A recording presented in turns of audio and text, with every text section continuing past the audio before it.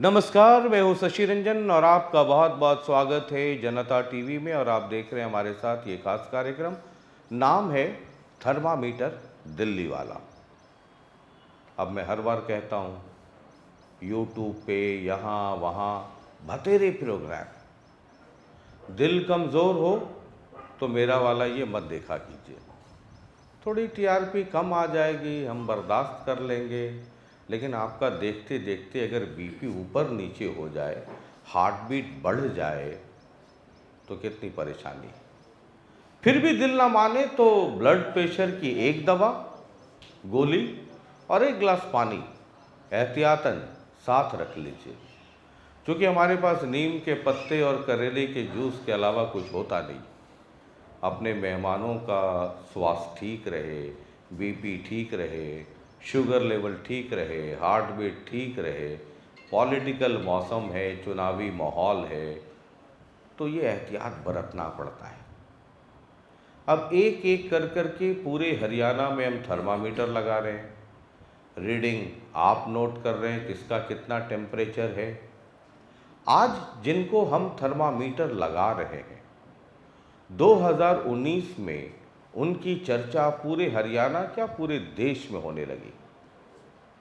रोहतक एक गढ़ है, गढ़ हुडा साहब का, और उनके गढ़ में घुस करके किसी ने उन्हें मात दी तो वो थे बीजेपी के अरविंद शर्मा। अब 2024 में बड़ा गुना भाग चलता रहा टिकट देते वक्त, किसको लड़ाया जाए, क्या किया जाए। हालांकि पिछली बार जीत 7,000, सवा 7, 7.5 ऐसे ही कुछ रही। तो इस बार भी बड़ा गुना भाग गणित हुआ। पार्टी ने बड़े सर्वे सुने करवाए। हालांकि मुझे किसी ने फ़ोन करके ये नहीं बताया कि हमने सर्वे कराया। जो हमारे गोपनीय सूत्र हैं वो बताते रहते हैं कि सर्वे बड़े ज़बरदस्त हुए। और फिर फाइनली ये तय हुआ कि 2019 वाले रणबांकुरे को ही 2024 में उतारा जाए, यानी अरविंद शर्मा को रोहतक सीट से बीजेपी की तरफ से रिपीट कर दिया जाए। अब चुनाव, उधर टेम्परेचर मई का महीना बढ़ रहा है, 40, 45, सुना है 50 डिग्री तक जाएगा। और अरविंद शर्मा बीजेपी की तरफ से मैदान में, आज उनको ही थर्मामीटर लगा रहे हैं। टेम्परेचर आप नोट कीजिएगा। तो बहुत बहुत स्वागत है अरविंद शर्मा जी। राम राम, नमस्कार। टेम्परेचर बढ़ रहा है और 25 मई तक जाते जाते 50 डिग्री हो जाएगा। बहुत सारे एसीज वेसीज जो हम घर में लगाते हैं वो फेल करने लगेगा। तो अरविंद शर्मा जी का टेम्परेचर इस चुनावी तापमान में, माहौल में, पिछले बार तो आपने झटका दे दिया था, इस बार देखिए, इलेक्शन में मैं कभी अपना आपा नहीं खोता और अपना बिल्कुल यूनिफॉर्म और नॉर्मल में रहता हूँ। इलेक्शन का माहौल बहुत अच्छे से, क्योंकि भारतीय जनता पार्टी सेवा ही संगठन, जब जिस दिन से सरकार बनती है, 2019 में सरकार बनी, उसी दिन से ही पार्टी का नेतृत्व और सभी कार्यकर्ता इलेक्शन मोड में होते हैं। और 5 साल सब के सब लोगों में जा कर के, जो मैंने बोला ना, सेवा ही संगठन, लोगों में जा कर के लोगों की बातें सुनना, वो बातें आगे तक पहुंचाना। और इस साल, इस 5 साल के टेन्योर में तो एक ऐसा मौका आया, कोरोना की महामारी के 3 फेज़ आए। First phase, second phase, third phase.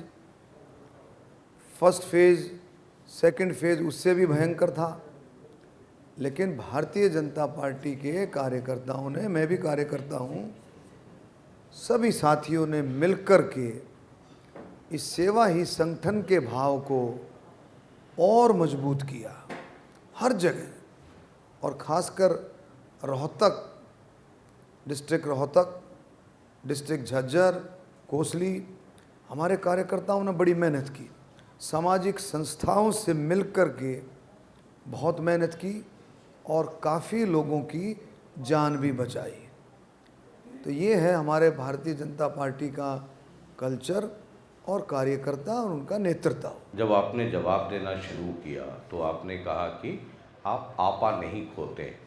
तो ये चुनाव के समय जब चुनाव की घोषणा हो जाती है तब आपा नहीं खोते हैं? नहीं, मैं फिर पहले जब जीत वीत जाते हैं तो आपा खोने लगते हैं? नहीं, कभी पहले यहाँ गुस्सा, कभी वहाँ गुस्सा? नहीं, पहले भी मैं ऐसी बात नहीं है। मैं बहुत ही साधारण तरीके से अपना काम करता हूँ और मेरे अंदर जो भाव है वो सेवा का भाव है। सेवा का भाव, क्योंकि मेरे दादाजी संत पंडित जानकी प्रसाद जी वो कबीरपंथी थे, उच्च कोटि के संत थे, रिटायर्ड हेडमास्टर थे। वही परंपरा मेरे पिताजी में रही और मैं भी कोशिश करता हूँ कि मैं ज़्यादा से ज़्यादा सेवा करूँ लोगों की, आने जाने वाले का मान सम्मान, और कोई भी मेरे को कोई काम लेकर के आता है तो कोशिश करूँ कि उसके मैं काम आऊँ। मैं, आपको पता है सर, मेरे पास तो नीम के पत्ते हैं और करेले का जूस है। आपके लिए ठीक रहेगा, बीपी भी कंट्रोल में रहता है उससे, है ना, हार्ट बीट भी कंट्रोल में रहता है। मैं जब इलाके में घूम रहा था, आपने कहा कि 2019 से ही हम सेवा भाव में रहते हैं। आपके कई समर्थक इसलिए बहुत दुखी हैं आपसे, है ना, शिकायत करते हैं, बोलते हैं जी अरविंद शर्मा जी जीतने के बाद तो हमारे इलाके में नहीं आए। ये एक बड़ी शिकायत, लोग कहते हैं आदमी बड़े सज्जन हैं, बड़े भद्र पुरुष हैं, है ना। हालांकि बीच बीच में आप आपा खोते हैं, मतलब ये तो ऑन रिकॉर्ड है। आपको गुस्सा भी बड़ा आता है, आँख के बदले आँख, कान के बदले कान, नाक के बदले नाक, है ना, चश्मा के बदले चश्मा, वो सब आप करने लगते हैं। लेकिन लोग कहते हैं कि आप लोगों के बीच, उनको ये शिकायत है कि बहुत सज्जन है, लेकिन साहब ये हमारे इलाके में नहीं आते हैं।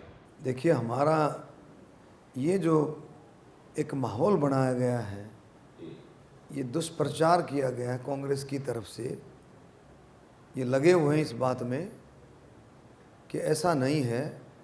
मैं कॉन्स्टिट्यूंसी का बहुत बड़ा पार्ट मैंने कवर किया है पहले। कई कई गांव तो ऐसे हैं जहाँ 3-3, 4-4 दफ़ा भी मैं गया हूँ। और कुछ इलाका ऐसा है कि भाई जहाँ कम रहा, कोविड की वजह से किसान आंदोलन था काफ़ी, आपने पता, सारा रोड वगैरह सब जाम कर रखा था किसानों ने, और कोविड की महामारी की वजह से ये थोड़ा बहुत रहा, वरना ऐसा नहीं है। ये सारा जो मामला है, झूठ, अफवाह, दुष्प्रचार का काम, ये कांग्रेस का है। मतलब ये लगता है ये प्लांटेड है, ये सुनियोजित तरीके से ये लोग करते हैं। अब हम जब गांव में जाते हैं, इलाके में जाते हैं, इनके लोग स्पॉन्सर्ड लोग, और आकर के वो खड़े हो जाते हैं, वो कहते हैं हम किसान यूनियन से हैं, जबकि हरियाणा का किसान, मैं खासकर बात करता हूँ, हरियाणा का किसान सरकार से खुश है कि उनको पता है कि किस तरह से सरकार ने, वो कंपैरिजन करता है 2014 और 24 का, कि किस तरह से 2014 में किसान की क्या हालत थी और 2024 में किसान की क्या हालत है।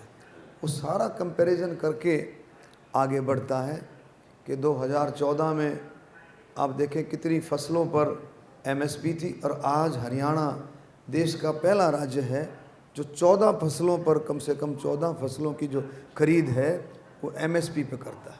और फिर वो भाव के भी कंपैरिजन करता है कि पहले मेरा जीरी का भाव क्या था, मेरा गेहूं का भाव क्या था, डिफरेंट क्वालिटीज़ का, मेरा बाजरे का भाव क्या था, सरसों का भाव क्या था।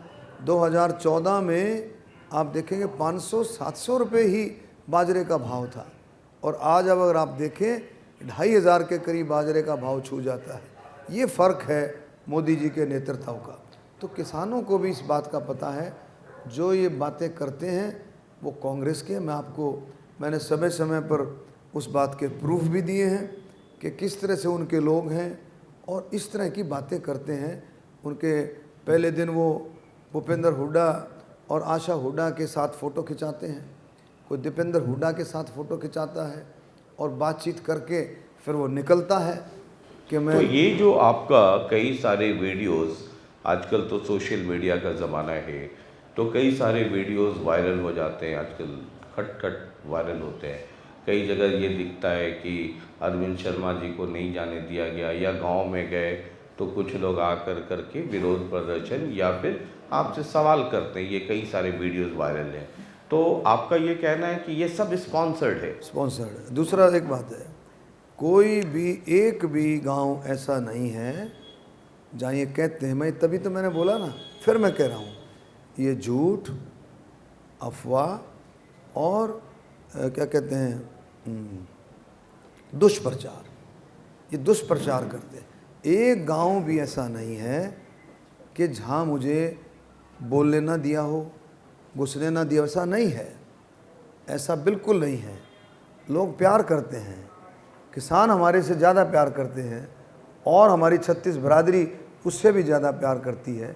सारे के सारे जो हरियाणा की जनता है, मेरे रोहतक लोकसभा की जनता है, उसको पता है कि उसका सांसद एक सेवक सांसद है, कोई जाति पाति नहीं करता और आए गए का मान सम्मान करता है। उसको पता है हर कीमत पर, हर बात पर वो बाजी लगा देता है। जो आप ये बात कह रहे हैं कि टेम्परेचर वाली भी जो बात कह रहे हैं, मैं अपने कार्यकर्ता के लिए, अपने साथियों के लिए मैं किसी भी हद तक जा सकता हूँ, इसमें कोई शक नहीं। उदाहरण के तौर पर? चलो, मैं जो भी बात है, आपको सब बातें पता है, मैं जा सकता हूँ। मेरा कार्यकर्ता का मान सम्मान होना चाहिए, चाहे प्रशासनिक तौर पर है, चाहे वो राजनीतिक तौर पर है, उसके मान सम्मान में कमी नहीं आनी चाहिए। जो पार्टी से जुड़ा हुआ है, जो हमारे से जुड़ा हुआ है, उसके, ये आप देखिए, ये मैं आपको दिखाता हूँ, ये आप देखो, ये नेत्री है जिसने हमारे कलोई में, एक बार ये किसान नेत्री बन कर के आई हमारे प्रोग्राम में, और इसने ये डिस्टर्बेंस के मूड से आई थी कि इसको डिस्टर्ब करें, लेकिन डिस्टर्ब तो नहीं कर सकी। सवालों के जाल में इनका ग्रुप खुद ही फंस गया। बोले जी हम आपसे कुछ सवाल पूछेंगे। मैंने कहा जो सवाल पूछोगे तो उसका फिर जवाब भी सुनना, जवाब के लिए भी पेशेंस रखना। ये क्या करते हैं, सवाल पूछे, बात करी, भाग गए। तो सवाल पूछोगे तो उसमें पेशेंस भी रखना, धैर्य रखना। सवाल पूछे जी किसानों की हालत क्या है, किसानों के साथ क्या कर रहे हैं। जो मैंने जवाब दिया, बताया कि 14 फसलों पर एमएसपी की बात कर रहे थे वो, कि मैं कहा आपको पता नहीं कि 14 फसलों पर हरियाणा देश का पहले राज्य है जो एमएसपी पे खरीदारी करता है, खरीद करता है। और इसको भाव के इनको कंपैरेटिव मैंने बताया कि 2014 में क्या था और अब 2024 में क्या है। और मैं आपको बताता हूँ, मैंने वो समय भी देखा है, पार्लियामेंट में भी मैं बोला हूँ इन बातों पर पहले, कि भाई एक किसान, कोई भी किसान, जो बीच का किसान है, मिडल तबके का किसान है या बड़ा किसान है, को मिडल भी और बड़ा भी किसान को एक भी अपने बेटा बेटी को अच्छे से पढ़ा लेता है। अच्छे से पढ़ाने का मतलब जो इंजीनियरिंग करा ले, मेडिकल करा ले, और वट एवर इट इज़, अच्छे से कोई कंपटीशन की तैयारी कराए, और एक घर बना लेता है अच्छे से, एक कोई शादी कर लेता है बेटा बेटी की, और कोई किसी तरह का और ट्रैक्टर पर किसी तरह का लोन ले लेता, उसका लोन टूटता नहीं था। तो उसके बाद मेरा जवाब सुनने के बाद वो वहाँ रुके नहीं। फिर मैंने कहा भाई आपने सवाल पूछा, मेरे भी सवाल का जवाब दे दो कि जिस तरीके से तुम स्पॉन्सर्ड हो। मैंने कहा क्या कांग्रेस की सरकार होती तो धारा 370-35 से हटाती? क्या कांग्रेस की सरकार होती तो राम मंदिर बनाने का रास्ता साफ करती? क्या कांग्रेस की सरकार होती तो महिला आरक्षण लेकर के आती? क्या कांग्रेस की सरकार होती तो तीन तलाक वाला जो मामला है वो 3 तलाक वाला कानून बनाती? क्या कांग्रेस की सरकार होती तो करतारपुर कॉरिडोर को खोलती? और क्या कांग्रेस की सरकार होती तो यूनिफॉर्म सिविल कोड लेकर के आती जो हमारे संकल्प पत्र में आया है? रुके नहीं वो रुके नहीं, वो चले गए उनके पास। मगर तुमने सवाल पूछे हैं तो मैं भी पूछता हूँ, मेरे भी तो जवाब दे दो। मैंने आपके सवालों के जवाब दिए हैं। तो इस तरह के स्पॉन्सर्ड आते हैं जिनका कोई मकसद नहीं है, कोई मकसद नहीं। एक कहावत है अंग्रेजी में कि everything is fair in war and love. और politics is the biggest war, है ना। तो ये मोहब्बत का एक्सचेंज ऑफ लव तो चलता रहेगा। देखिए तो वो तो चलता रहेगा, लेकिन मैं फिर कहता हूँ, जनता ने इन लोगों को पकड़ लिया है, परिवारवाद और भ्रष्टाचार पकड़ लिया है कि जिस तरह से किस तरह की ये जो राजनीति करते हैं, झूठ और दुष्प्रचार की जो राजनीति करते हैं, जनता ने पकड़ लिया है। ये लोगों की राजनीति नहीं करते हैं, लोगों में जा कर के वो राजनीति नहीं करते हैं। ये अपने 5-7 चैनल अपने यूट्यूब बना रखे हैं, इन्होंने ज़्यादा भी बना रखे हों, क्योंकि लूट खसोट इतनी की है, लूट खसोट इतनी की है, कोई फ़र्क नहीं पड़ता। जैसे आप अभी कह रहे हैं कि मैं भी सवाल करता हूँ 370 का, राम मंदिर का, बला बला जितनी आपके वो हैं, कांग्रेस वाले भी कहते हैं कि मोदी जी कहते हैं ये ट्रेलर है, पूरी फिल्म देखनी तो अभी बाकी है। वो कहते हैं कि सही में ये ट्रेलर है। महंगाई बेहिसाब बढ़ रही है, बेरोज़गारी पता नहीं कहाँ जा रही है, कॉन्स्टिट्यूशनल इंस्टीट्यूशन चाहे वो सीबीआई हो, ईडी हो या ये हो वो हो, उस पर किस तरीके से बेजा इस्तेमाल हो रहा है। यही बीजेपी कांग्रेस पे आरोप लगाती थी कि ये इनका तोता है, अब ये इनका पता नहीं कौन वाला तोता हो गया, भालू हो गया, क्या हो गया। तो कह रही है कि ये तो कांग्रेस सिलेंडर 450 रुपये से अब 1000 रुपये चला गया। कांग्रेस कहती है कि ये ट्रेलर है तो पता नहीं फिल्म क्या होगी। देखिए वो कहते हैं कि 400 अगर दे दिया तो ये तो संविधान खत्म कर देंगे, बदल देंगे संविधान, अब तो चुनाव ही नहीं होगा। ऐसा है रंजन जी, कांग्रेस से ये पूछो कि उनकी सरकार क्यों गई थी 2014 में, इतना अच्छा काम कर रहे थे, ऊपर भी नीचे भी, तो सरकार क्यों गई? अच्छा काम कर रहे आप थे ना, आप तो उनके साथ ही थे उस वक्त, तो आपको ज्यादा पता होगा। नहीं, आप पूछो ना उनसे। मैंने तो जब मैं था तो मैंने तो ईमानदारी से काम किया, आप पूछ भी लो किसी से। मैंने कभी आज तक कोई इधर उधर को सुई के नोक टेकने जितना भी को हमारे ऊपर ब्लेम नहीं कर सकता है। अब जब कांग्रेस में भ्रष्टाचार, परिवारवाद, घोटाले, अब मैं एक बात आपसे पूछना चाहता हूँ, क्या जिन लोगों के शासनकाल में जो लोग शासन कर रहे थे, जो राज में थे, उनकी वजह से सरकार गई, क्या वो लोग अब चले गए? लोग कहते हैं, बुजुर्ग कहते हैं कि चोर चोरी से जाए, हेराफेरी से न जाए। क्या वो लोग चले गए? क्या उनका नेचर बदल गया? क्या उनकी फितरत बदल गई? बिल्कुल नहीं। वो के वो हैं, यूं के यूं हैं। उनका वो का वो नेचर है और वो की वो बात है। तैयार बैठे हैं कि किसी तरह से दुष्प्रचार से, अफवाह से, झूठ बोलने से हमारी सरकार आ जाए, और यूं के यूं तैयार बैठे, बिल्कुल यूं के जमे बैठे। अब आप बताएं कि कांग्रेस के समय में, मैं एक बता रहा हूँ आपको, जब महंगाई की और कई चीज़ों की जो बात करते हैं, आप बताएं, मैं एक उदाहरण देता हूँ आपके। तो मैं रेलवे का बजट, एक छोटा सा उदाहरण है, लगभग 30,000 करोड़ का था, और आज रेलवे का बजट 2.5 लाख करोड़ का है। आप देखिए किसी भी फील्ड में आज लोगों की खरीदारी की कैपेसिटी बढ़ी है, हर चीज़ में। आप देखिए मोदी जी ने जिस तरह से देश को संभाला है, आज 5वीं अर्थव्यवस्था है।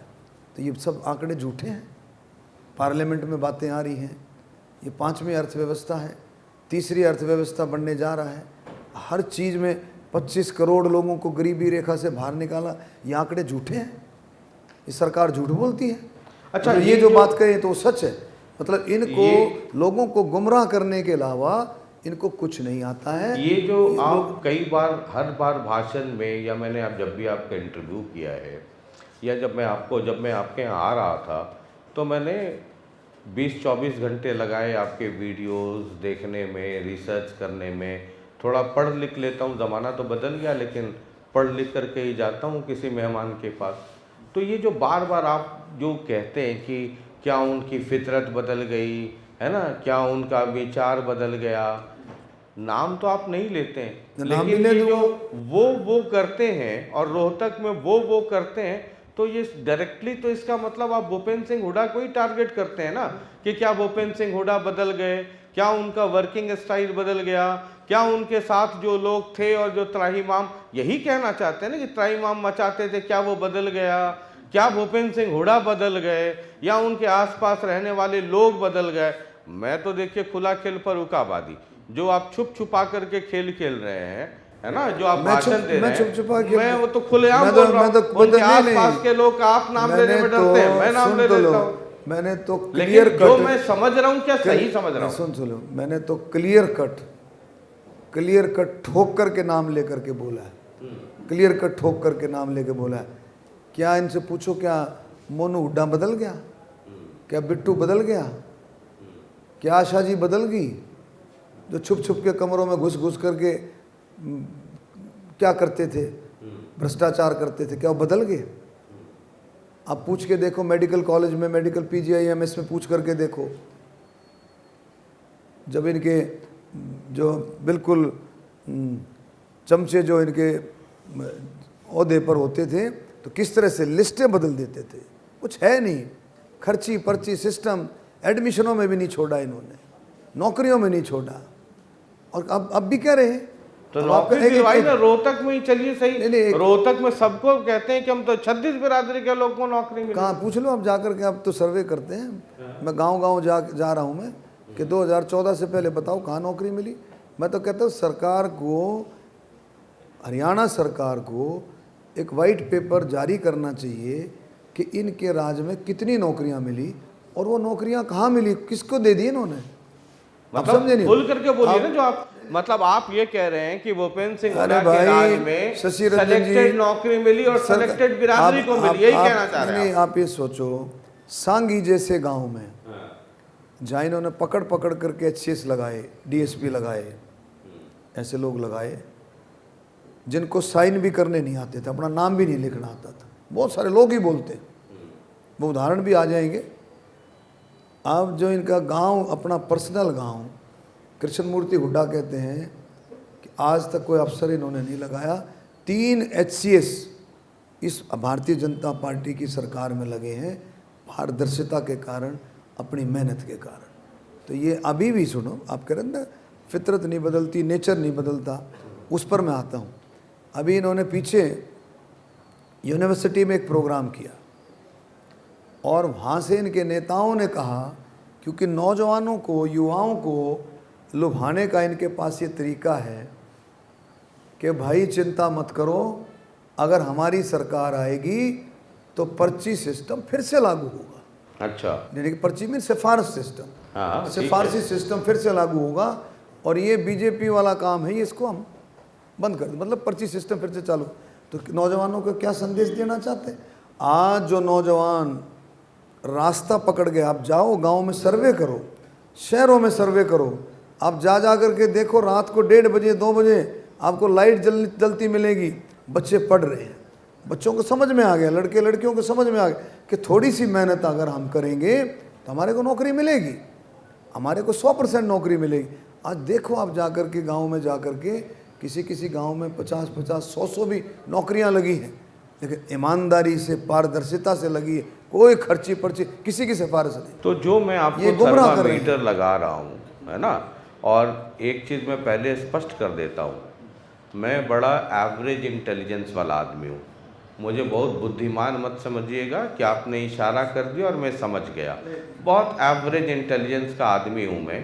तो जो मैं आपको थर्मामीटर लगा रहा हूँ, जो पब्लिक भी टेम्परेचर मूड जो पढ़ रही है, और जो मैं आपका मैं वो कर ही देता हूँ। देखो ऐसा है, इन्होंने खूब शोर मचा रखा है, अब आप समझ लें, जब मैं कांग्रेस शब्द भी बोलता हूँ तब भी आप समझ लो कि हुड्डा इज कांग्रेस, कांग्रेस इज हुड्डा। इन्होंने इस मामले को, समझाइए मुझे, इस मामले को इन्होंने इतना पुख्ता किया हुआ है कि हमारे से बाहर कांग्रेस नहीं है। मतलब आप जब भी कांग्रेस कहें तो मैं उसको भूपेंद्र सिंह हुड्डा से, मैंने सर देखिए, मैं रोहतक की बात करता हूं। हाँ, रोहतक में, जब भाई हम रोहतक में बैठे हैं, अरे भाई, तो आप रोहतक में बैठे, देखिए मैं आपको पहले कह रहा हूँ, मैं सर बहुत एवरेज इंटेलिजेंस वाला आदमी, मुझे बहुत ज़्यादा समझ में आता नहीं है, आपको तो आप सब मुझे समझ में स्पष्ट आता है। बताया कीजिए कि रोहतक में, है ना, इस पूरे कंस्टिट्यूएंसी में जब भी आप कांग्रेस कहते हैं तो ये समझना चाहिए कि आप भूपेंद्र सिंह हुड्डा कह रहे हैं। जी,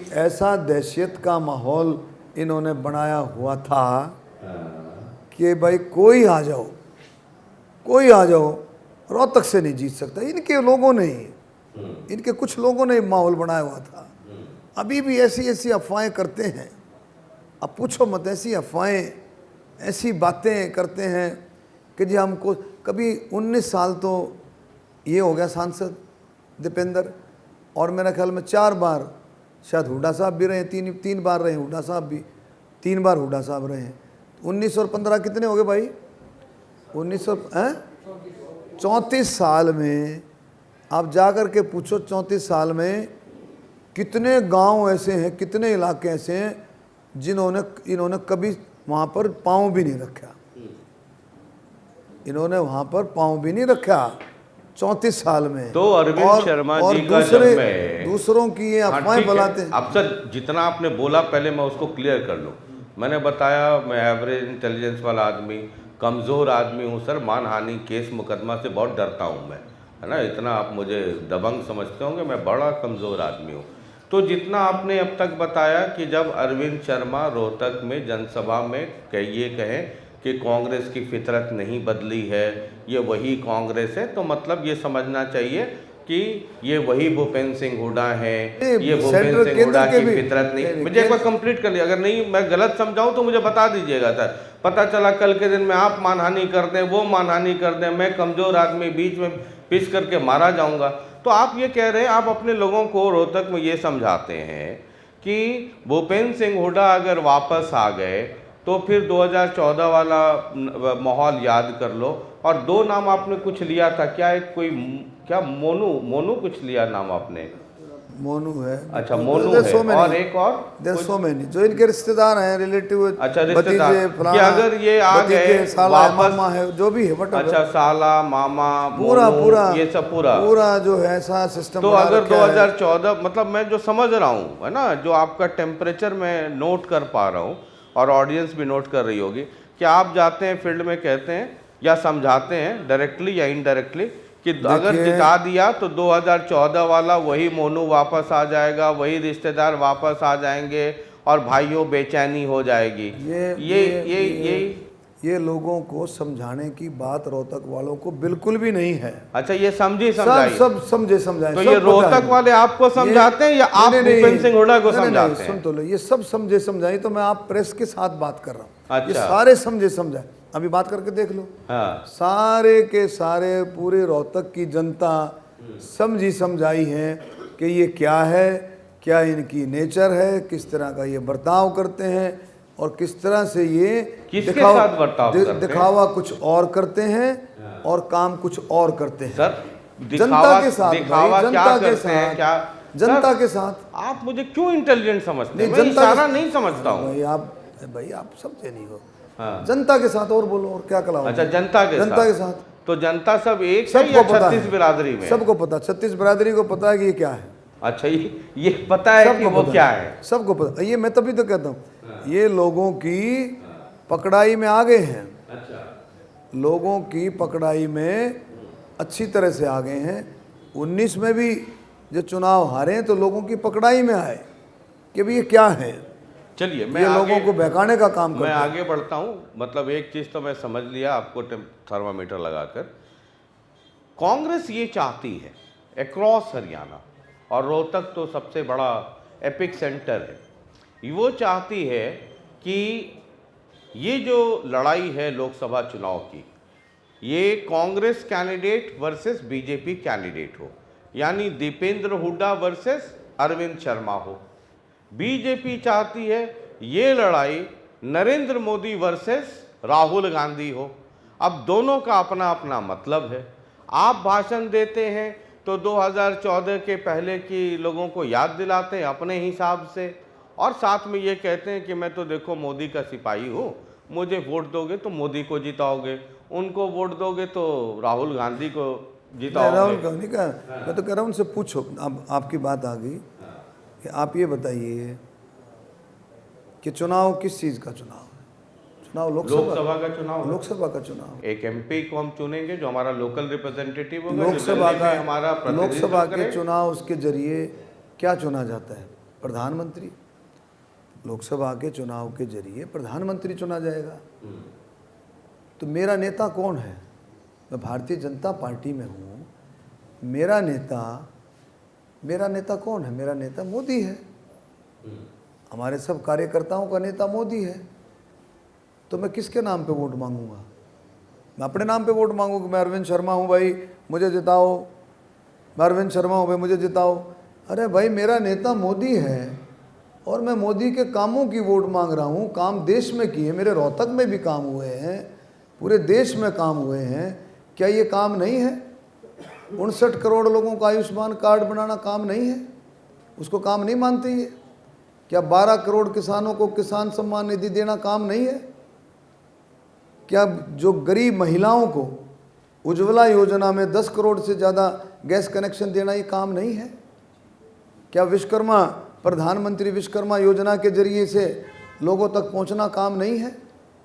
ये काम की बात जब करते हैं तो भाई मैं तो मोदी जी के नाम पे वोट मांगूंगा। मेरा नेता है, उन्होंने काम किए हैं, देश का सम्मान देश में विदेशों में बढ़ा है। मोदी से बड़ा कोई नेता ही नहीं, मैं नहीं कहता हूँ, ये 140 करोड़ का देश कहता है। नंबर दो दूसरा, अरे भाई मैं मोदी के नाम से वोट मांग रहा हूँ तो इनके पेट में क्यों दर्द है? ये अपने नेता के नाम से वोट मांग ले। अरे ये अपने नेता किसको मानते हैं इनसे पूछ लो, इनका भी इंटरव्यू लोगे, ले लिया होगा, पूछो इनका नेता कौन है। अरे भाई अपने नेता का नाम क्यों नहीं लेते? तो इसका मतलब ये अपने नेता का नाम नहीं लेते, तो इसका मतलब ये है कि हुड्डा परिवार खुद प्रधानमंत्री बनना चाहता है। अरे भाई इलेक्शन तो लोकसभा का है, लोकसभा के इलेक्शन से प्रधानमंत्री चुना जाएगा, मेरा नेता मोदी है। इनसे पूछ लो इनका नेता कौन है या कौन प्रधानमंत्री चुना जाए, किसके नाम से वोट मांग रहे हैं, किसके नाम से वोट मांग रहे हैं, पूछ लो इनसे, ये बता पाएंगे। ये क्या कर रहे हैं? अब कितना लोगों को गुमराह कर रहे हैं कि भाई सांसद हैं और चुनाव किसका लड़ रहे हैं? सांसद का। कितना गुमराह कर रहे हैं लोगों को। अरे सांसद हैं और सांसद का चुनाव लड़ रहे हैं। अरे सांसद तो एक ही बनेगा लोकसभा में, एक ही बनेगा। मतलब आप कह रहे हैं कि राज्यसभा के सांसद हैं? अरे सांसद है, मैंने कहा था कि तेरे में इतनी हिम्मत है, तुम अपने आप को सिद्धांत का परिवार मानते हो, हमारा परिवार सिद्धांत का है, फलाना है, ये है, तो देता इस्तीफा, अभी भी दे दे, छोड़ दे राज्यसभा छोड़े ना। अब जो लोगों ने जो मैंडेट दिया 2019 में, वो क्या मैंडेट था? लोगों ने मैंडेट था ना, फिर चुनाव हार गया। वो महिला नेत्री, दलित नेत्री, उसका हक छीन करके, क्यों मैंने बोला ना हुड्डा इज कांग्रेस, कांग्रेस इज हुड्डा, वहाँ बना करके हाई कमांड पे दबाओ, उस बेचारी का हक छीन लिया दलित नेत्री का। कौन सी दलित नेत्री? अरे आप चलो जो भी है, क्यों मेरे इतनी बातें रखो। महिला दलित नेत्री का राज्यसभा का हक जो उसका बनता था, उसका छीन करके खुद राज्यसभा में चले गए। ठीक है, अब भाई आगे जी, इस हाथ में भी लड्डू, इस हाथ में लड्डू, इस हाथ में भी लड्डू हैं, इस हाथ में लड्डू हैं। राज्यसभा में एमपी हो, चलो जी लोकसभा लड़ लो। ये कोई तरीका नहीं ना लोगों को गुमराह करने की बात है। लोगों को गुमराह करना चाहते हैं। चुनाव लोकसभा का है, चुनाव प्रधानमंत्री चुनने का है। मेरा नेता मोदी है, तुम्हारा नेता कौन है तुम बताओ, हमें तो पता नहीं कौन है, कौन इनका बनेगा, इनसे पूछ लो। तो मतलब मैं ये समझूं कि जो रोहतक की लड़ाई है, वो लड़ाई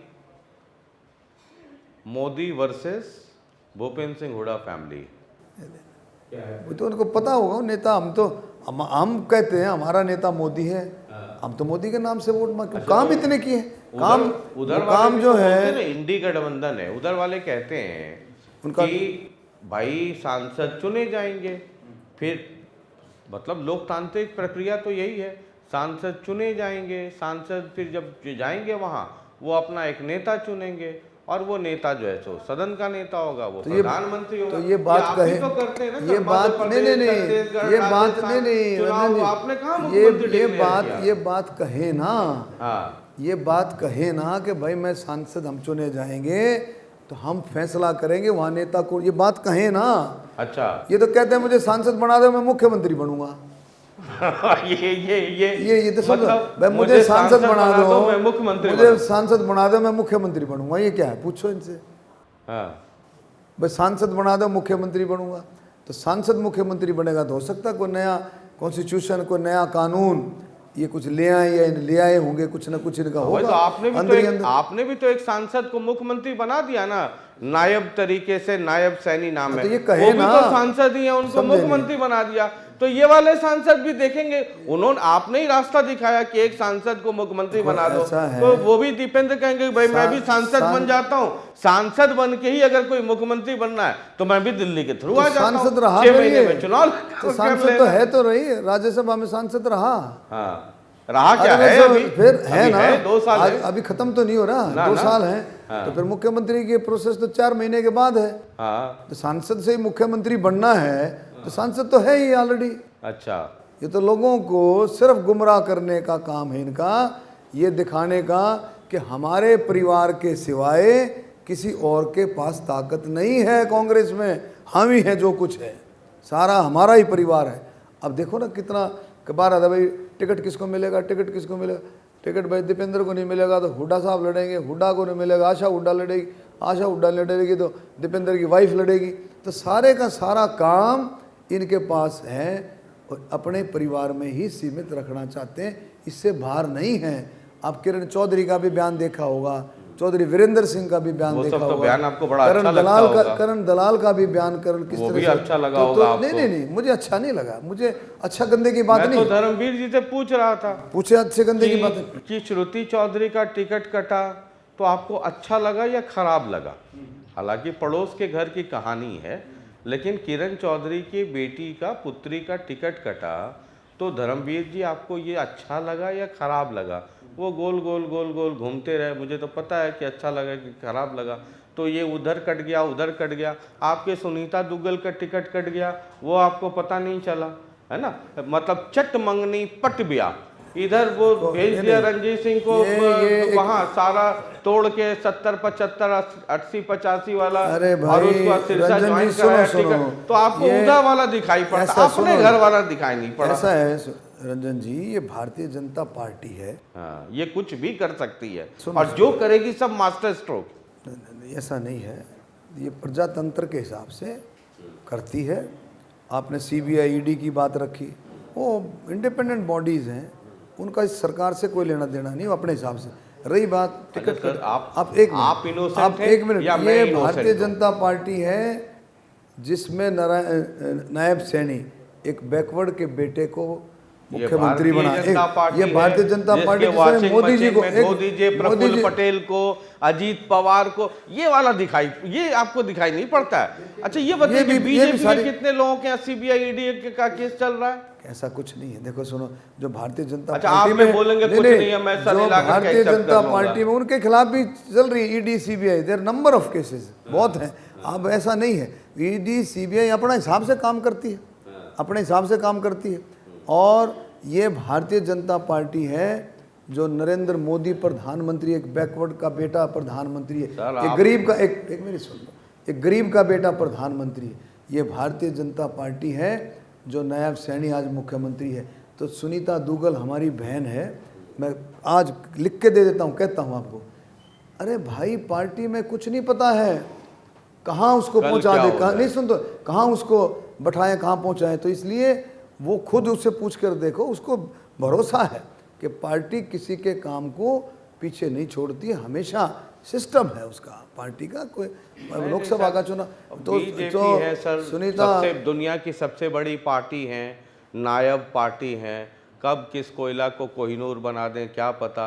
जौहरी है सर, आप लोग कोयले के खान में आप कोहिनूर ढूंढ लेते हैं, ना भी हो कोयला हो उसको रगड़ के जौहरी की तरह चमका के कोहिनूर बना देते हैं। मतलब ऐसा कुछ नहीं है, सबसे बड़ी पार्टी है सर, नायब पार्टी है, ऐसा कुछ नहीं है। पार्टी सारा सिस्टम से, पार्टी का हाई कमांड है, संसदीय बोर्ड है, सारा कुछ है। तो आपकी रोहतक में सीधा सीधा खुली चुनौती हुड्डा परिवार को है। अच्छा एक और नहीं, आप जो कहेंगे ना ऐसे कर ले ऐसे कर ले, आप कोई आदमी, कोई इंसान अगर किसी समय में उसने कुछ छोटा मोटा ऐसा किया है और वो रिपेंट करके पार्टी में आता है, अच्छा नहीं सुनो, लेकिन आप मुझे एक भी उदाहरण ऐसा बताएं, 1 मिनट, एक भी उदाहरण ऐसा बताएं जिसने भारतीय जनता पार्टी ज्वाइन करके कोई भ्रष्टाचार किया हो, एक भी उदाहरण ऐसा बताएं आप। अगर भारतीय जनता पार्टी ज्वाइन करके एक भी कोई ऐसा कारण बताएं जिसने गलत काम किया, भ्रष्टाचार किया। गंगा में तो ये डुबकी लगा के ये पाप सारा सब धुलवा करके नहीं, ऐसा नहीं है। व्हाइट वॉशिंग, नहीं, ड्राई नहीं, क्लीन तो करके। अच्छी बात है ना, जो भारतीय जनता पार्टी में आता है कोई ऐसा है वो ठीक सुधर जाए तो अच्छी बात है, इसमें क्या दिक्कत है। ठीक है। अगर तो अल्टीमेटली 4 जून को लड्डू सड्डू का ऑर्डर दे दिया है आपने अभी, या एहतियातन 10-12 बजे के बाद हलवाई को स्टैंड बाई में रखा हो कि भाई ये 500 रुपया एडवांस रखो, है ना, बूंदी छानना तब शुरू करना जब यहाँ से टेलीफोन जाए। रंजन जी, मैं बहुत डाउन टू अर्थ हूँ, मैं बहुत ही सत्संगी परिवार का बेटा हूँ, मैं जाति पाति से ऊपर उठ करके काम करने वाला इंसान हूँ। मैंने कभी ज़िंदगी में घमंड नहीं किया, कभी घमंड नहीं किया, कभी जीतने से पहले मैंने वी का साइन भी नहीं बना जैसे लोग बनाते हैं ना, फार्म भरने जा रहे। नो, नॉट एट ऑल, कभी घमंड नहीं किया मैंने। मुझे जनता पे भरोसा है, मुझे 36 बिरादरी पे भरोसा है, मुझे लोगों पर पूरा भरोसा है कि 2024 में भी रोहतक में भी कमल का फूल खिलेगा और हरियाणा की 10 सीटें कमल का फूल खिलेगा और मोदी जी प्रधानमंत्री पूरा। एक बड़ी कड़वी बात कर लूँ सर, लास्ट में एक कड़वी बात कर लूँ। चुनाव में अच्छा, अभी तक सारी मिट्टी करी है। अरे मेरे सवाल थर्मामीटर से लगा रखा है, आपका सेहत ठीक रहेगा, दवाई बीपी नहीं, नहीं, ठीक रहेगा, दवाई दिए बगैर थर्मामीटर लगा रखा है। इसका आफ्टर इफेक्ट जो है ना, इन दवाइयों का आफ्टर इफेक्ट बड़ा अच्छा रहता है। जो जितना ये मेरे वाला जो नीम का पत्ता और करेले का जूस पी ले ना, आगे स्वास्थ्य उतना ही बेहतर रहता है। पोलिंग के वक्त या चुनाव में आप तो कई चुनाव लड़ गए, कांग्रेस से भी लड़े, बीजेपी से भी लड़े, ये वे निर्दलीय भी लड़ा। निर्दलीय अभी कहने ही वाला था मैं, आप मुझे पूरा कहने देते नहीं है, इतना उतावलापन है। जातीय समीकरण न्यूटन की एक थ्योरी है, every action has got equal and opposite reaction. जातीय समीकरण, गोलबंदी एक तरफ, उसकी काउंटर गोलबंदी दूसरी तरफ, क्या ये होता है? देखिए, या ये सब सिर्फ पॉलिटिक्स की किताबों में और ये थ्योरीज हैं? देखिए, ऐसा है, ये चुनाव लोकसभा का है, प्रधानमंत्री चुनने का चुनाव है। हर एक के दिल में, मैं हकीकत बताता हूँ, हर एक के दिल में, मन में कमल का फूल है, मोदी जी को चुनना चाहते हैं। और मैं इस बात को मैं डिनाई भी करता हूँ कि रोहतक में लोग जो 36 बिरादरी है, लोगों में जाति पाति की बात है नहीं, भरने की कोशिश की जाती है, लेकिन लोग जाति पाति के, मोदी के नेतृत्व में लोग जाति पाति के झंझट में नहीं पड़ते हैं।